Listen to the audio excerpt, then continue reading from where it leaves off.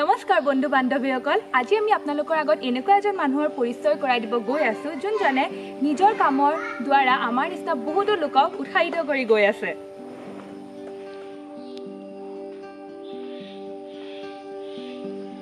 বহুতো কামৰ দ্বাৰা আমাৰ চাৰিওফালৰ পৰিৱেশ নষ্ট হৈ গৈ আছে আৰু সেই পৰিৱেশটোকে ঘূৰাই আনিবৰ কাৰণে বহুতো মানুহে নিস্বাৰ্থভাৱে কাম কৰি গৈ আছে। এনেকুৱাই এজন লোক আজি আমাৰ মাজত উপস্থিত আছে আৰু তেওঁৱে হৈছে প্ৰাকৃতিক প্ৰেমী দেহৰ বৰা।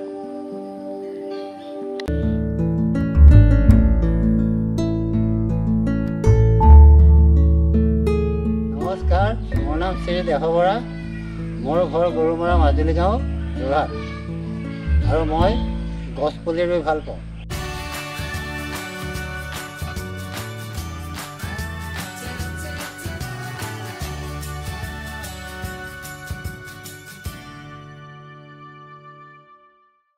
ৰাইজ দেখিছে মই কেনেকুৱা এখন ধুনীয়া বাৰীত বহি আছোঁ, এখন গঢ়ি তুলিছে বৰ্তাই।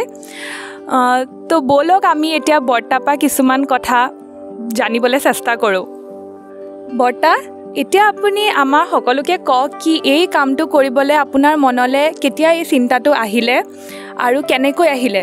কোনোবাই আপোনাৰ উৎসাহ দিছিল নে আপুনি নিজৰ পৰাই ভাবি পিনি কৰিলে? এই কামটো কৰা মোৰ 50 বছৰ ওচৰা-ওচৰি হ'ল আৰু আজি পৰ্যন্ত মই ৰুয়ে আছোঁ।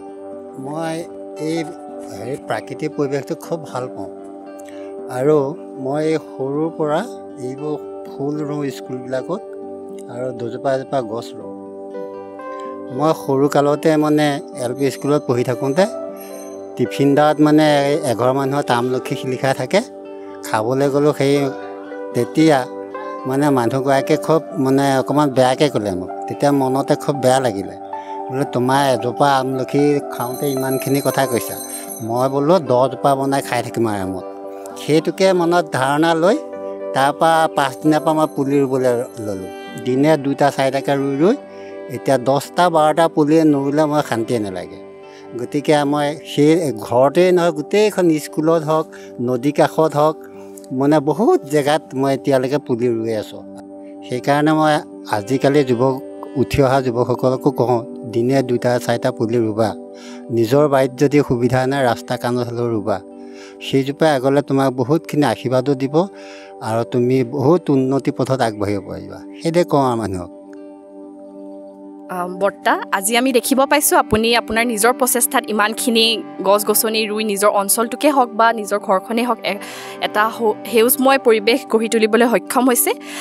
মই সুধিব বিচাৰিছোঁ কি যে এই পৰিক্ৰমাটো কৰোঁতে আপোনাৰ কিবা অসুবিধাৰ সন্মুখীন হৈছে নেকি এতিয়ালৈকে, বা আপোনাৰ কোনোবাই সহায় কৰিবলৈ আগবাঢ়ি আহিছে নেকি?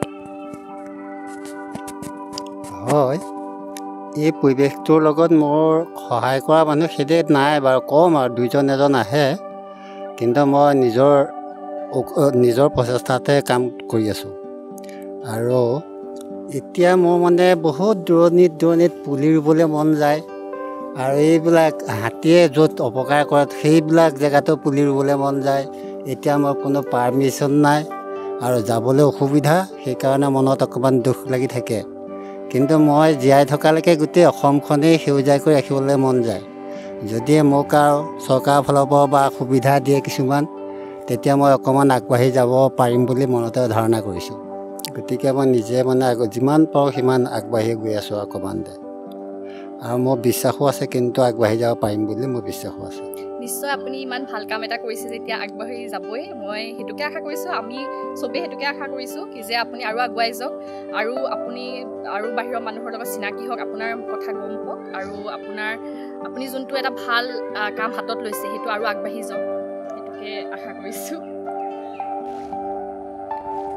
ৰাইজসকল, আপোনালোকে ইতিমধ্যে দেখিছে চাগে, যথেষ্ট দেখিলে যে গছ কিমান ৰুইছে বৰ্তাই আমাৰ। এতিয়া বৰ্তাৰ পৰা মই এটা কথা জানিব বিচাৰিছোঁ, এতিয়ালৈকে আপুনি ক'লে যে 50 বছৰমান হ'ল আপোনাৰ এই গছ ৰোৱা, গছ পুলি ৰোৱা বা এনেকৈ বাৰী হেৰি কৰা। আপুনি এতিয়া কওকচোন, আপোনাৰ অনুমানত আপুনি কিমানমান গছ ৰুলে এতিয়ালৈকে? এতিয়া মোৰ অনুমানী 2 লাখৰ ওপৰত হৈ গ'ল। আজি 50 বছৰৰ পৰা ৰুয়ে আছোঁ। দিনে 10-15টাও ৰুওঁ, কেতিয়াবা 11-12টা, কেতিয়াবা 30-35টালৈকে ৰুওঁ কেতিয়াবা সুবিধা পালে। বৰ্তমান মই ৰুই আছোঁ আৰু ৰুয়ে থাকিম বুলি ভাবি আছোঁ। আৰু যদি আজিকালি কোনোবা নৱপ্ৰজন্মৰ কোনোবা ব্যক্তিসকল ওলাই আহে এইবিলাকৰ কামত, মই সহায় কৰিম আৰু মোৰ লগত যোগ কৰক, তেতিয়া ভাল লাগিব আৰু ভাল লাগিব। হয়, নিশ্চয়। এতিয়া মানে এখেতে যিহেতু ক'লে 2 লাখমান গছ ৰুইছে বুলি, মানে এখন জংঘলে হ'ল প্ৰায় ক'বলৈ। মানে চাওক, প্ৰকৃতিৰ প্ৰতি প্ৰেম থাকিলেহে আপোনালোকে ৰুব পাৰে। আপোনালোকে দেখিলে এতিয়ালৈকে গছ যথেষ্ট বিধৰ আছে ইয়াতে। এতিয়া আপুনি কেনেকুৱা বিধৰ গছ ৰুৱে? মানে চব বিধৰে ৰুৱে নে কিবা আপুনি হেৰি কৰি থৈছে যে এইকেইটা গছে ৰুওঁ মই এতিয়া বিভিন্ন ধৰণৰ গছ গছনি ৰুইছোঁ আৰু মাজত ৰুইছোঁ মানে এখন পখিলাৰ উদ্যান, পখিলাৰ কাৰণেও ৰুইছোঁ ফুল আৰু মানে এইবোৰ শাক পাচলিৰ পৰা প্ৰত্যেকবোৰ বস্তু মানে মোৰ বাৰীত আছে। আৰু যিহকে মন যায় তাকে পাওঁ আৰু যিহকে বিচাৰোঁ তাকে পাওঁ, তেনেকুৱা সুবিধা মানে কোনো অভাৱ নাই। মই সেইদৰে ৰুইছোঁ চবতে। আৰু এখন বাৰীত মানে আছে 3 বিঘামান মাটি, সেইখন বনৰীয়া জীৱ জন্তুৰ কাৰণে বনাইছোঁ। আৰু এডোখৰ মানে স্কুলৰ ছাত্ৰ ছাত্ৰীৰ কাৰণে সিহঁতক ফল মূল দেখুৱাওঁ কেতিয়াবা খাবৰ কাৰণে, সিহঁতৰ কাৰণে বনাইছোঁ। সেইদৰে মই কাম কৰি আছোঁ আজি পৰ্যন্ত। ভাল লাগিল জানি। বৰ্তাৰ লগত কথা পাতি বহুতে ভাল লাগিলে। এতিয়া আমি এটা কথা জানিব বিচাৰিছোঁ বৰ্তাৰ পৰা, যিহেতু আপুনি ইমান বছৰৰ প্ৰকৃতিৰ লগত জড়িত আছে, এতিয়া আপোনাৰ ভৱিষ্যতৰ পৰিকল্পনা কি? মোৰ কল্পনা এইটোৱে আছে, গোটেই পৃথিৱীখনত যদি গছ আমি ৰুবলৈ পাওঁ আৰু গছ হৈ থাকে, তেতিয়া আকাশৰ পৰা যিবিলাক এইবোৰ বিভিন্ন ধৰণৰ গেছবিলাক আহে, সেইবিলাকে পৰা মানে আমাৰ ল'ৰা ছোৱালীৰ পৰা সকলোৱে মুক্তি পাব। আৰুতো বহুত এতিয়া কিছুমান জেগাত গছ গছনি নাই, এইবোৰ বিভিন্ন ধৰণৰ বেমাৰ ব্যাধি বেছি আছে। কিন্তু মই এতিয়া সৰুৰ পৰা আমাৰ ইমানটো হ'লোহি, আমাৰ ইয়াত সেইদৰে বেমাৰ ব্যাধি নাই, কাৰণ গছ গছনি আছে। আমি এজোপা গছ কাটিলে মই 10 জোপাকৈ ৰুওঁ। আৰু এতিয়া কিছুমান দুৰ্বৃত্তই মানে এফালৰ পৰা ধ্বংস কৰি দিছে, কিন্তু সেইবিলাক কৰিব নাপায় আৰু সেইবোৰ কৰিলে বেয়া লাগে। আৰু মানুহ হ'লে অলপমান এতিয়া চিন্তা নকৰে, এজোপা গছে আমাক কিমানখিনি উপকাৰ কৰে, খৰি খেৰৰ পৰা কাঠ বাঁহ হেৰিয়াৰ পৰা কিমানখিনি উপকাৰ কৰে, তেনে এজোপা গছ মানে ধ্বংস কৰি পেলায়। এতিয়া মই কিছুমান মোৰ জেগাতে পাওঁ, কিছুমান দুৰ্বৃত্তই মানে গছজোপা গুৰি ঠাই গৰু ছাগলী এৰাল দিয়েগৈ। আকৌ মোৰ কত দন কাজিয়া লাগে, তথাপিতো মই হাৰ নামানো। এতিয়া মই এইটোৱে ভাবোঁ, আমাৰ উঠি অহা নৱজন্মৰ যুৱকসকলে গতিকে এই দুজোপা এজোপা গছ ৰুবৰ কাৰণে চেষ্টা কৰক। আৰু কিছুমানে যদি অকলে নৰয় বা তাৰ হেৰিবিলাক বুজি নাপায়, মোৰ লগত যোগাযোগ কৰক। আমি সেইদৰে এটা গ্ৰুপ হৈ পেলাই আমি য'ত য'ত শূন্য হৈ আছে, য'ত গছ গছনি নাই, তাত আমি গছ ৰুবলৈ আৰম্ভ কৰোঁ। বৰ্তাৰ পৰিকল্পনাটো জানি বহুতে ভাল লাগিলে। ঠিক আছে, বলক আমাৰ ভিডিঅ'টো শেষ অংশলৈ আগবাঢ়োঁ।